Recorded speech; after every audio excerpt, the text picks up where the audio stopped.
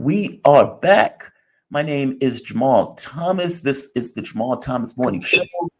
If you guys dig the content, give us a like, share the video, subscribe to the channel.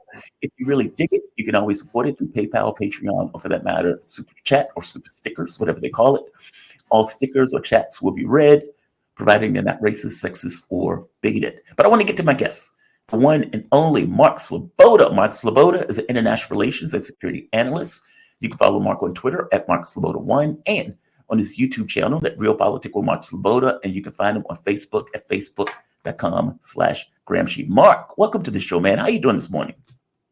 Jamarl, thanks for having me. It's an honor and a pleasure to be on the show. Mark, it is an honor and a pleasure to have you. As I always tell you, you are the person I go to or think about when stuff is going on and I need a little bit, let's say, of a better assessment on a better point of view. So I guess the first thing I have to get to has to do with a phone call. So Donald Trump came out, and I think this was on Thursday, if I'm not mistaken, the Washington Post, I would say, came out and said there was a phone call between Vladimir Putin and Donald Trump, and that Donald Trump in that phone call urged, or if you listen to the WAPO, told Putin to not escalate the war, put out a veiled threat that, by the way, we have heavy military armaments in Europe, and basically pointed out that he wanted to find a way for peace on the continent of Europe. I wake up this morning and I see a report from Peskov, where Peskov effectively said this is pure fantasy. In fact, he says right here, this is a quote. He said, this is a vivid example, right here, a vivid example of the quality of information published by even some respectable outlets. This absolutely does not correspond to reality. This is pure fiction. This information is simply false. They went to the Ukrainian government. They said reports that the Ukrainian side was informed in advance of the alleged call are false. Mark, what the hell is going on here? This seems to be a bold-faced lie. Yeah, okay, so we've heard lots of disinformation being spread in the Western media over the last few years. Even more particularly, there have been a lot of reports in, normally considered paper of record in the West, the Washington Post, the New York Times, the Wall Street Journal, the Financial Times. All of them have published stories about supposed secret peace meetings between Zelensky and Shoigu, peace discussions not to attack each other's infrastructure between Russia and the Kiev regime in Ukraine. And most recently, certainly this one, that we simply have no evidence that it happened. Right. It seems more the Washington Post or it's the sources that it cited, and the source it cites on information about this phone call is an anonymous source familiar with the matter. I mean, that's it. And yet they went ahead and published it. We have no evidence that it happened at all. It sounds very much like we might expect a first phone call between Putin and Trump. Now, it could be the fact that this story is true, that this phone call took place, and that both sides agreed that it would be kept as a confidential phone call because of current political tensions. That's possible, right? We don't know. We have no evidence to go on. If the Kiev regime says they weren't informed about any, not that they necessarily would be, but according to the story, they were, and they were contacted, and they disavow it, and the Russian side disavows it, and I expect at some point in the next 24 that the Trump administration or the Trump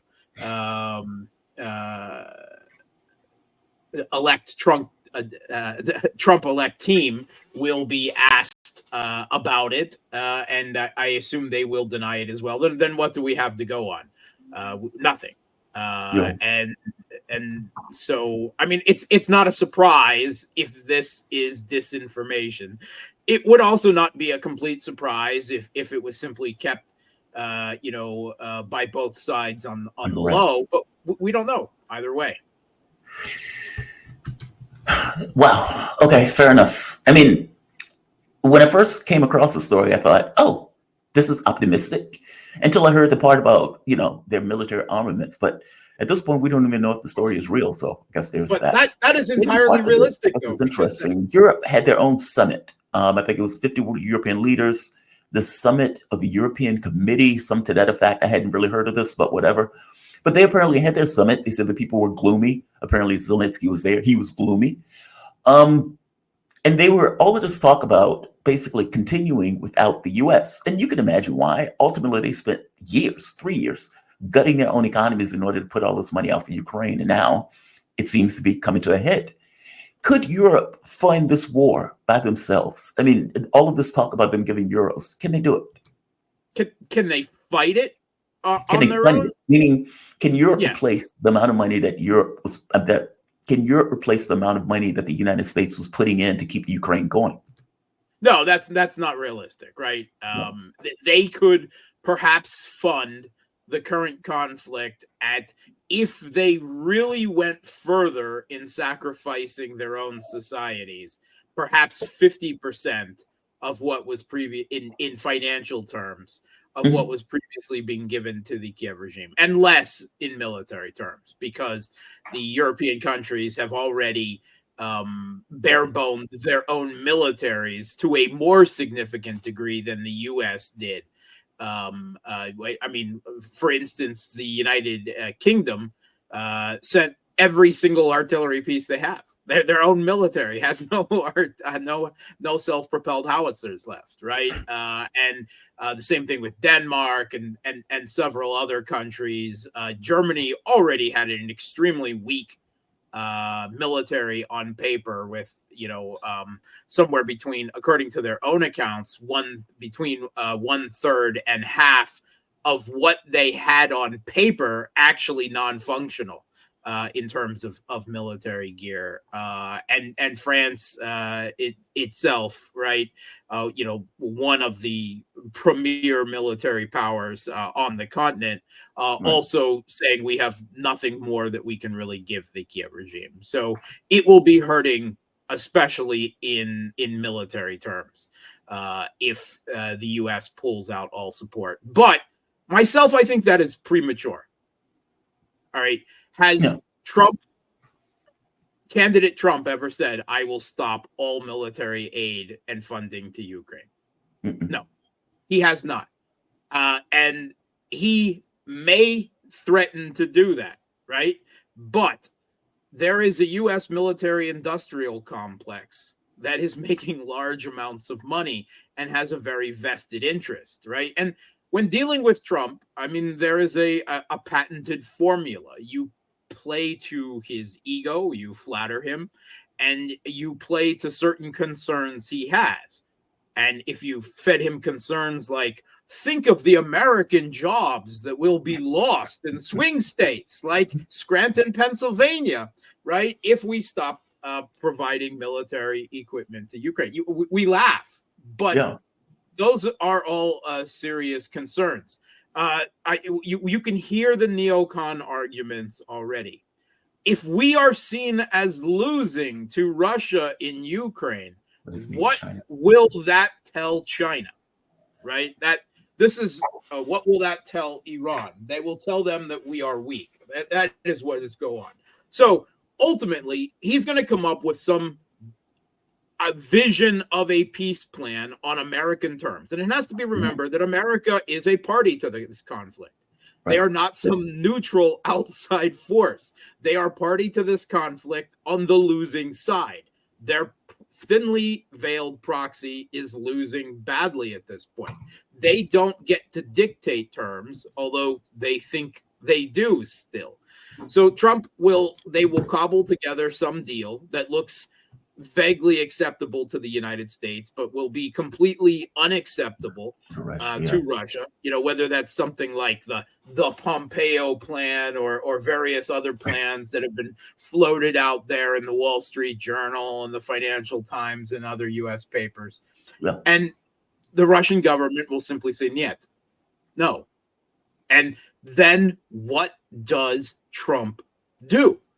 Right. He's already threatened he has already said that if Russia does not agree to his deal, then he will flood Ukraine with weapons. Now, there's the question there of what weapons does he have to Right. flood Ukraine with that they can make use of. That is, they don't have enough. All right. If they had, Joe Biden would have already sent it. They don't have Right. enough artillery shells. They don't have enough air defense interceptor missiles. They don't have a whole lot of what the Kiev regime actually needs and can use. But it can still prolong this conflict a very long time. The other threats that he has are putting U.S. NATO troops on the ground, right? It will be presented to him that if you want peace, you have to show strength. You need to escalate to de-escalate. That will be the argument that is presented to Trump. And it's a very hard argument to argue against, because Trump is not candidate Trump come next January. Trump is the president of the United States. He is the president of the hegemon.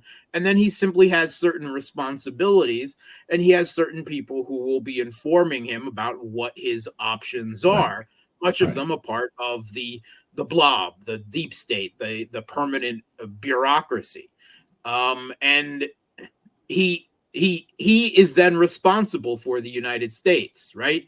When he wanted to pull troops out of Afghanistan and the military dragged their heels and it eventually fell to Joe Biden, he made a whole lot of hay out of the hasty and quite embarrassing withdrawal that the Biden administration made from Afghanistan, with the Taliban literally walking in as everything was falling apart and taking charge. Do you think that Trump wants the reputation that the Kiev regime collapsed several months after he stopped providing arms and money to it? No, but I do think that he spent a lot of political capital on this issue. Not to mention political capital. Keep in mind the fights and the attacks that Kamala Harris and many of the other people were using against Trump was, well, he hangs out with dictators and he's going to do this with Putin and whatnot. Trump remained consistent on that issue of, I'm going to end this war. I think the thing that I agree with you with, and that freaks me out about Trump, is he's a wild card.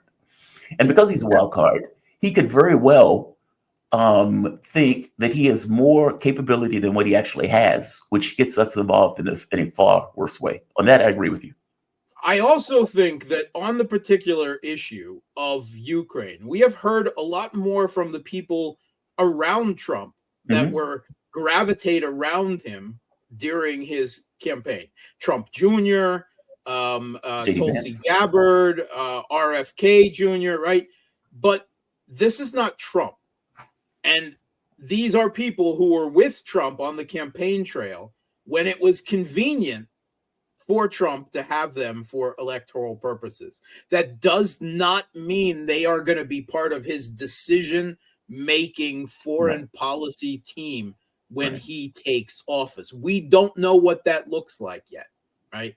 And we'll have a better idea. We've received the official word from Trump himself that it will not include, despite speculation by the media, Mike Pompeo and Nikki Haley. Okay, that's great. That is two beasts, but there's a whole swamp full of other neocon beasts out there that we do not have the naysay regard on. So Trump is unpredictable, and the Kremlin has once again pointed that out. And previously, the Putin pointed out that they preferred Kamala Harris because Trump was unpredictable, and there was no belief of that, right? Generally in the Western media, even a lot of the alternative media, they didn't take that at face value, but I think they were being completely honest, because when you're talking a nuclear opponent, unpredictability is a very dangerous thing. And they don't know no one knows what Trump is going to do. I don't think Trump knows what Trump is going to do at this point, right? He may want to end the war, right? But ultimately he will want to end the war on terms that are good for the United States, which is the losing patron of this Right. conflict, Right. not for Russia. And Russia is not going to accept any of these terms, or if they do, it will be seen by the Russian people as a betrayal of everything that Right. the sacrifice of the last 3 years has gone for. So we're going to see a crux moment where Trump ultimately is going to present a plan that is going to be crafted by the people close to him. It almost certainly is not going to be accepted by the Kremlin, by Putin, who is winning this conflict and will want it on their terms, right? Yeah. Because the Kiev regime hasn't accepted that they are beaten yet.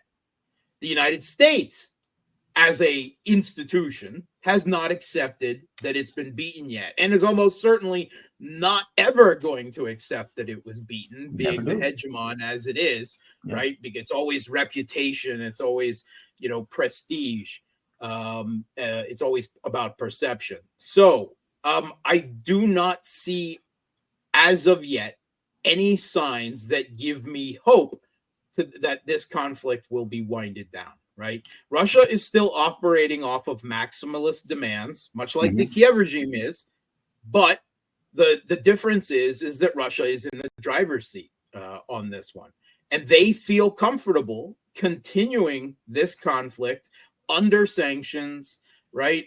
Under U.S. and EU continuing the level of armament that they've been giving. Russia still feels confident that in another few years they can decisively win this conflict despite that. Would they like it to be over sooner on their terms? Yes, right? They would want it over tomorrow on their terms. But if it's not on their terms, then there is going to be a whole nother war to determine what the terms of Russian winning look like. Because winning and losing in a conflict like this is not a binary thing. There Right. is not, one set defined goal of what winning means. I don't even know if the Russian government fully knows what, or I mean, they probably have multiple contingency plans, Yeah. but does winning mean just liberating the Donbass? Does it mean liberating the Donbass plus Kherson and Zaporozhye? Does it mean liberating the whole east bank of the Dnieper? Does it mean taking over Kiev? Does it mean going to the Polish border? Those are all lots of different goals and different crux moments. Will the West will once again be faced with a mea culpa moment when they have to decide, both Europe and the United States, how they should they escalate in response to this to Mhm. try to de-escalate that false, that canard, as it were. And there is a long distance between, say, Touretsk and Kiev, right? Yeah. We've still got a long way to go potentially in this conflict. Mark, is And there a way that you could think of for them to thread the needle, for them to get, because, during the Kennedy administration, when you had the Cuban Missile Crisis, they were able to make a deal to remove the missiles, I believe, out of Poland. It was kind of kept Turkey, hush hush so Kennedy and can say, Turkey, hey, we yes, won. And the Russians can say, well, we also won. We got what we wanted, what the Soviets. Can you yeah. think of a way to thread this needle where Trump is able to save face? By the same token, it's clearly a loss where Russia could say, look, we accomplished our objectives. Yeah, in the Cuban Missile Crisis, right? The crisis was actually instigated by the United States in a facts that were left purposefully out of history for decades. That it was the U.S. that had originally moved missiles within range of Moscow in Turkey and in Poland, Right. and then the Soviet Union's response was to place missiles in Cuba. And the eventual talk down, the eventual drawdown from the conflict was behind closed doors. The U.S. agreed to remove those missiles. If Cuba agreed to remove those, or sorry, the Soviet Union agreed to remove theirs from Cuba. And the U.S. also made a promise never to invade Cuba, right? But that wasn't to be discussed. That was not to be publicly known. and Right. that was the U.S. conditions, right? I don't think that the current Russian government is willing to lie We wouldn't to do that. save the U.S. face in this regard. I think they actually want to shove mud in the U.S.'s face because they want to break down the hegemony that has sought to punish them, for resisting their encroachment, their color revolution, their putsch, their regime change in their territory for the last few years. I don't think that there is a sentiment in the Kremlin. Well, even if we won, we need to pretend that we didn't to Yeah, I don't buy save that. the U.S. face so that they can back down off an exit ramp with grace. I don't think that exists. Yeah. And I'm not the only one who feels this way. And I think that puts me in very good regards, because the other one who has, completely independently said the same thing is John Mearsheimer, the foremost realist international relations scholar in the world, and one of them in all of history. And he also does not see a peaceful end to this conflict, whether it's Trump or not, simply because of the limitations and the demands of the office that Trump has once again assumed, and the requirements for Russia in terms of their own national security and the perception of their own population, which Right. the Russian government also, I know they don't believe that any country in the world is in the US, they don't believe that any country in the world is really a democracy except themselves, quite ironically. The Russian president is responsible to the opinions of the Russian population as well. Right. And the Russian population, they understand that they're winning this conflict. And after everything that has happened for the last few years, they want to see it ended. One of the refrains in Russia is no more Minsk agreements, right? No more half measures. That this has to be seen through the end. And this conflict is simply not going to end with some type of Yalta or Tehran style World War II conference where Ukraine is carved up by the United States in Ukraine, or United States and Russia. It is going to end almost certainly something like the Syria conflict, where the United States simply refuses ever to negotiate with the Russian government on the issue. And they hope that Russia chokes trying to swallow Ukraine whole, as they, at some level, whether it is the current level or a lesser level or a guerrilla war, continue the conflict. And as for sanctions, of course, is another issue, right? And Trump has made some noise that he doesn't believe in sanctions and that he wants to remove the sanctions. And we also hear in the Western mainstream media now, Bloomberg and elsewhere, that Trump wants to crush Iran with even more sanctions. So we can't take anything that is said in this regard as a whole. And what Trump wants to do or not is only a quarter of the matter, because those sanctions are codified under law by the U.S. Congress under broad bipartisan consensus. Right. And while Trump nominally has control of both houses of Congress going into his second term, he doesn't. The Republicans do. And the Republican elite may not see eye to eye on this issue of removing sanctions on Russia as Trump, if that is even something that he puts forward. So there's no, some people are expecting that Trump will just say, that's it, no more money or funds to Zelensky, I'm out of here, do what you want. That's not going to happen. He's not going to bring peace in 24 hours, but neither can he, as the U.S. president, simply walk away. He has limits on him. Basically, there are entanglements that the president and the office hold over Trump that he's stuck with regardless of what he wants to do. Fair enough. I accept that. The other thing, apparently, European leaders, or specifically the UK and France, in the Telegraph, are talking about or pushing to get Biden to escalate before Trump gets in, to basically, I guess, fire off shots into Russia, or at the very least give Ukraine long-range missiles. Okay, Joe Biden turned this down right off the bat. One of the other things, Joe Biden is apparently dumping in all sorts of air defense missiles before Trump gets in office, and adding or allowing for the first time U.S. contractors, military contractors, into Ukraine. Now, when I saw this didn't entirely make sense to me. I mean, why are you doing this now? The fact that he's waiting on this meant that he understood that these people are going to be targets.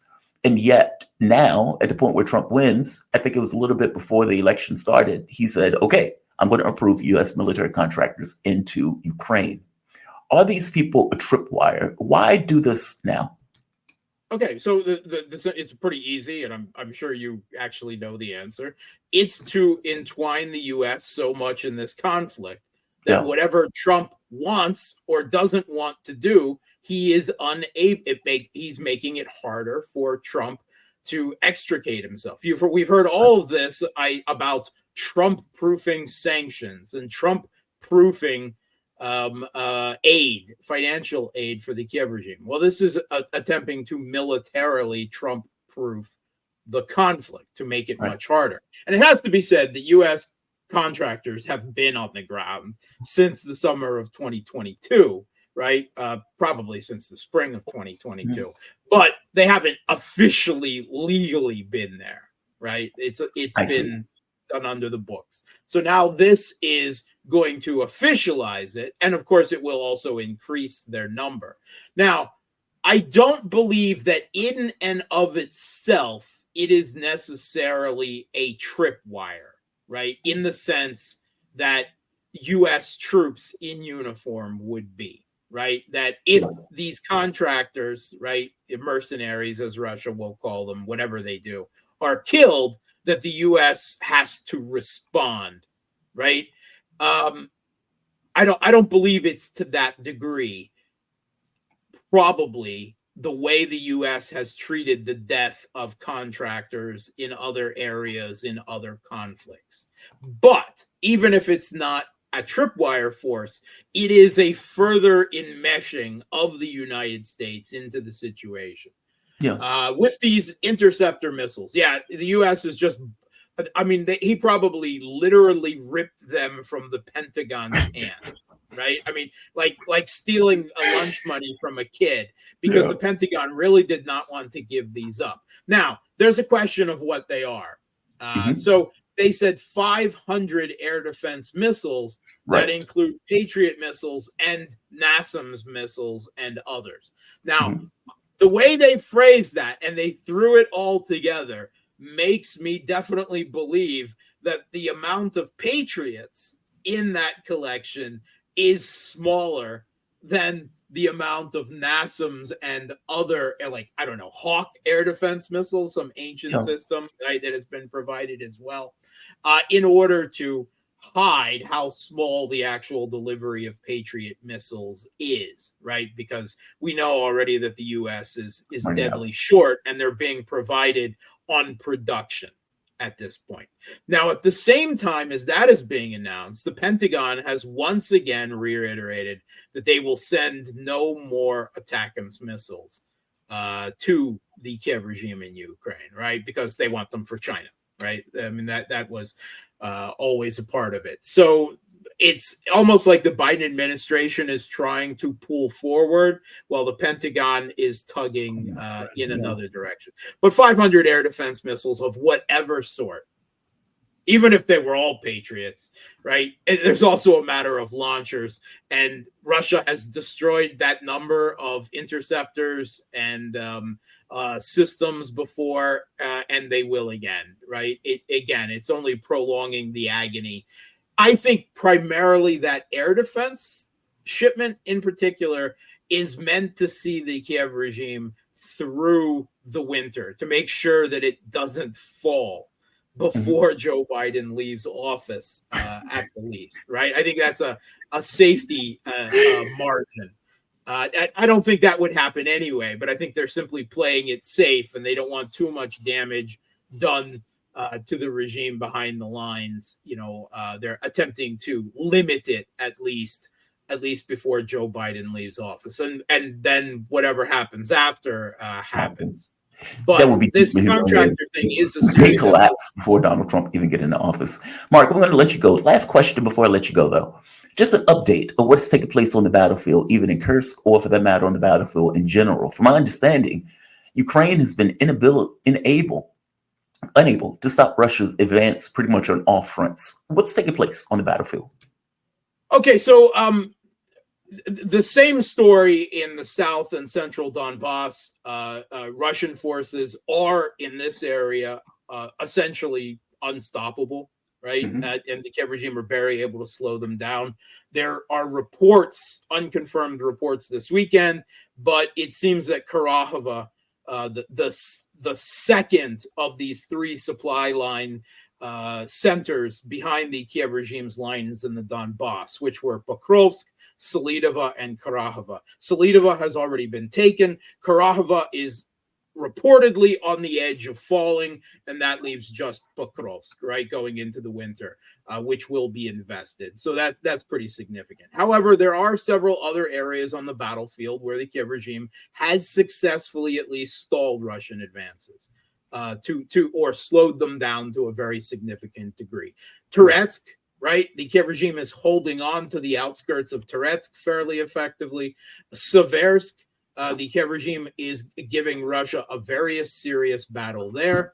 And now in the last few days, at least, in the Kursk region, Russia launched another counteroffensive in that area, the third one. And thus far, reports, take it for what it's worth, but some of them come from the Russian bloggers and as well.